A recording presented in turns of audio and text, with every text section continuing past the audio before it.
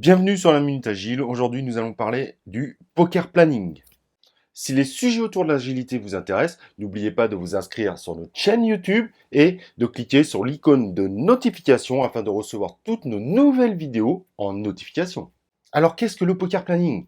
Le poker planning, en fait, permet d'estimer les user stories, mais également de participer à l'affinage. Donc, en fait, le poker planning est une pratique qui permet de faire du backlog refinement. Pas intégralement, mais en grande partie. Donc, pour le poker planning, c'est très simple. Si on appelle ça poker, c'est parce qu'en fait, on utilise des cartes que vous voyez ici. Ce sont des cartes qui sont très similaires à celles qu'on va retrouver dans un jeu de planning, mais avec la suite de Fibonacci. Donc, 1, 2, 3, 8, 13, 21. Parfois, certains font du 40, 50, 100. Mais tout ça pour dire que plus on monte et plus l'écart est grand. Si pour vous, l'estimation en point d'effort n'est pas encore très claire, n'hésitez pas à aller voir notre vidéo sur le sujet. Elle vous explique clairement qu'est-ce que l'estimation en agilité. Donc, une séance de poker planning, c'est une grosse partie du product backlog refinement, comme je le disais. Donc, pour faire ça, ce qu'on va faire, c'est qu'on va donner un jeu à l'ensemble des participants, donc à l'ensemble de l'équipe de développement. Petit rappel, l'équipe de développement, ce ne sont pas que les développeurs. Pareil, n'hésitez pas à aller voir notre vidéo sur le sujet. L'équipe de développement, c'est tous ceux qui participent à la réalisation. Et dans une équipe Scrum, on dit même que c'est tous ceux qui ne sont pas Scrum Master ou Product Owner. Donc à partir de là, le Product Owner va proposer une user story. Il va décrire la user story, tout ce qu'il a mis à l'intérieur, généralement écrit sous un outil tel que Jira, Trello, peu importe. Et l'équipe de développement va l'écouter attentivement. Quand tout a été dit, l'équipe de développement peut évidemment re-challenger la user story. L'objectif, c'est que quand on estime la user story, c'est qu'on a tout compris, qu'il n'y a plus d'incertitude, ou très peu en tout cas. En poker planning, quand on passe au vote, c'est que l'équipe de développement n'a plus d'incertitude par rapport à la fonctionnalité demandée. Il peut y avoir des incertitudes techniques, c'est pour ça qu'on fait de l'estimation, mais en revanche, il n'y a pas d'incertitude sur l'aspect fonctionnel. L'équipe de développement va choisir une des cartes, va la poser face cachée, on ne montre pas aux autres. Attention.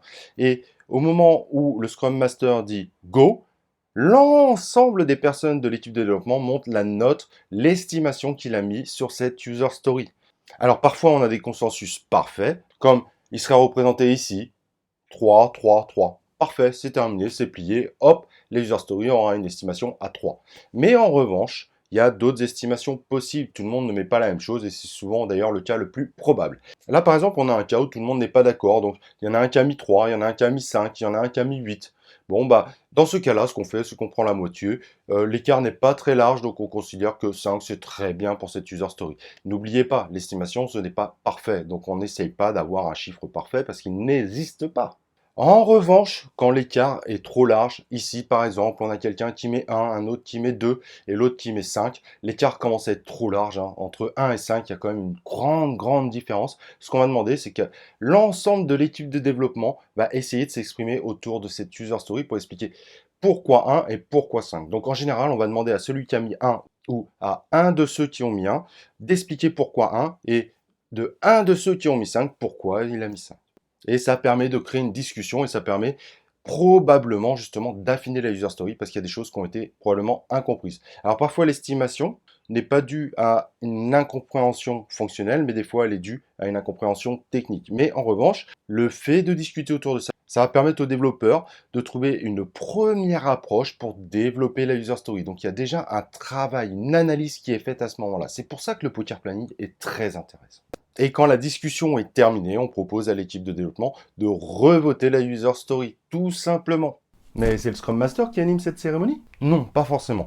En général, le Scrum Master le fait la première fois, mais ensuite, l'objectif, évidemment, c'est que l'équipe soit autonome. Donc, oui, l'équipe peut parfaitement animer par elle-même, et c'est même conseillé.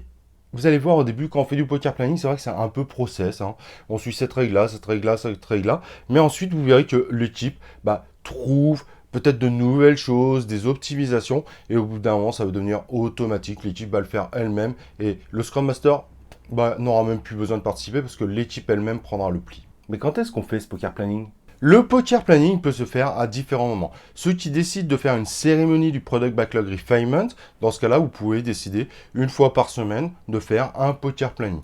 D'autres équipes vont décider de faire du poker planning à la demande. Ça veut dire que quand le product owner a besoin d'avoir une estimation ou de faire valider l'affinage de la user story, il peut le faire à la demande. Ça dépend des équipes. Il y a des équipes qui aiment que ce soit un rituel précis toutes les semaines, et il y a d'autres équipes qui préfèrent que le poker planning se fasse à la demande. Ça, c'est à vous de choisir, c'est à l'équipe de développement et au product owner de choisir le format pour faire ce poker planning. Voilà, vous savez tout maintenant sur le poker planning. Si vous avez aimé cette vidéo, n'oubliez pas de liker. Si vous avez des questions autour du poker planning, vous avez une zone commentaire, n'hésitez pas à l'utiliser, j'essaie de répondre rapidement à vos questions. Et moi, ce que je vous propose, c'est que nous, on se retrouve dans un prochain épisode de La Minute Agile.